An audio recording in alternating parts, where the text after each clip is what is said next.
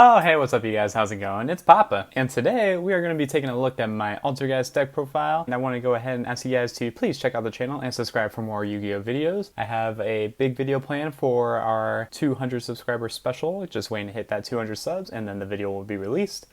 I hope. Okay, let's go ahead and get right into the deck list. So we play 3 copies of Marionetter. This is all basically your self-explanatory Altergeist list. The 3 copies of Multi-Faker, the 3 copies of Meluseek, the 2 copies of Sequoidus, and the 1 copy of the Horse. Again, it's all very self-explanatory. You see this in basically every Altergeist list that you see. Debatable is like cutting Marionetter to 2 or cutting the Silk to 1. I have seen some lists play 3 copies of Sequoidus, but I think that's way too much. I think the 2 is just fine, as well as most people do. I mean, Altergeist is all very self-explanatory. For the hand traps, this is where it tends to get different. I do play 2 copies of Nibiru, and then I'm playing 3 copies of Effect Veiler. I'm not playing Ash Blossom. I don't think Ash Blossom is just that good. Having hand traps that deal with board presence is significantly better. Ash just stops 1 card from being sent or summoned.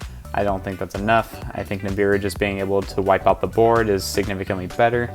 And then I just think of Effect Veiler being able to be activated multiple times per turn. You could use it to make Selene in the extra deck. Effect Veiler just has many purposes than Ash, so I just don't play Ash. And I don't mind seeing Effect Veiler because it's not once per turn.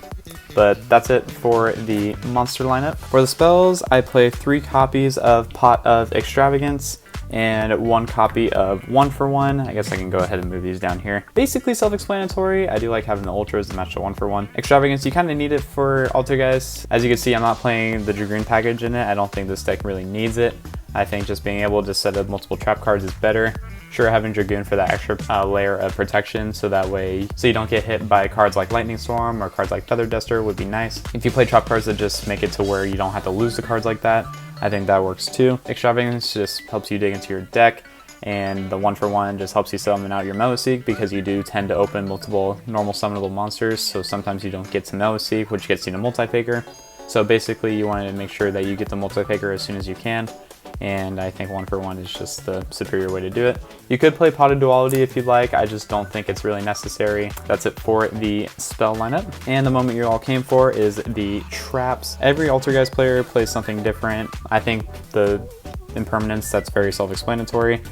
3 copies of Judgment. I've seen people take this out of the deck and just play the strikes, but in my deck I'm playing both the strikes and the Judgments. You do need Judgment now more than ever with Lightning Storm going around. You have Harpy's Feather Duster, you have Red Reboot, Pankratops, like basically all these cards that get rid of your back row.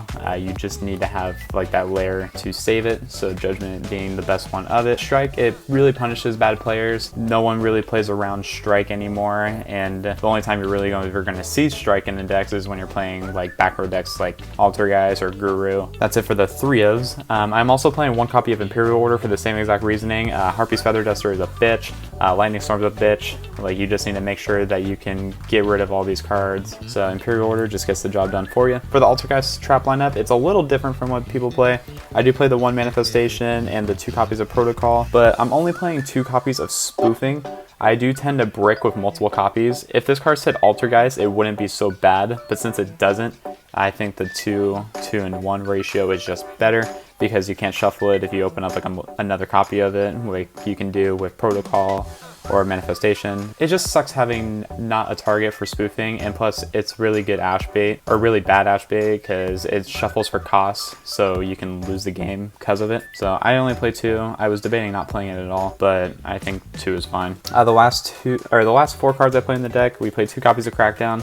This helps you get into your link plays, very self-explanatory. Like, you want to be able to take your opponents like Halka Fibrax or their Anaconda, and then just go into your own cards in the extra deck. And then lastly, I played 2 copies of Compulse. I was going between Compulse and Witch's Strike in the main deck, and I think just having Compulse was just a little bit better. Witch's Strike, you do have to rely on your opponent's board, and it's not really that good going second.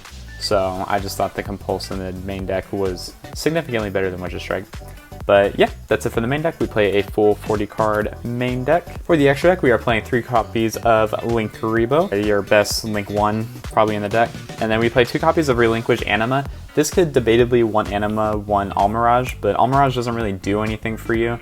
in this deck like Anima does. It punishes bad players for going into different zones that, like, you can just go ahead and steal and then go from there. But I think having the double Anima over the Almirage is just better for that reason. But yeah, that's it for the Link ones. We play 3 copies of Hextia. This shouldn't come as a surprise. You're playing Extravagance, and Hextia is your best card in the extra deck, other than Linkaribo. And then everything else is just preference. I do play 1 Masquerena, 1 copy of Phoenix, 1 copy of Unicorn. The Masquerena will basically help you go into these during your opponent's turn, so that way you have like more interruption on your opponent. I do play the 1 copy of Selene. Debatably, you should be playing 2 of this. I don't have a second Selene, so instead I'm just playing a Boral Sword in replace of it. And then I do play 1 copy of Boral Load because this helps you deal with Dragoon, and I play 1 copy of Access Code Talker as well. That's it for the deck profile today. And yeah guys, that's it. So stay on the lookout for a Phantom Rage booster box opening coming at you soon.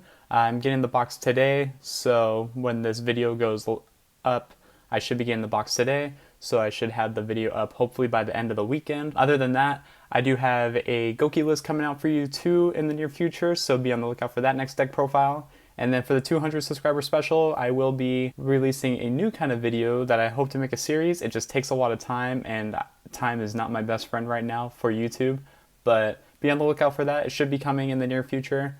But until then, guys, this has been Papa Goat, and thank you for watching. Take care, guys.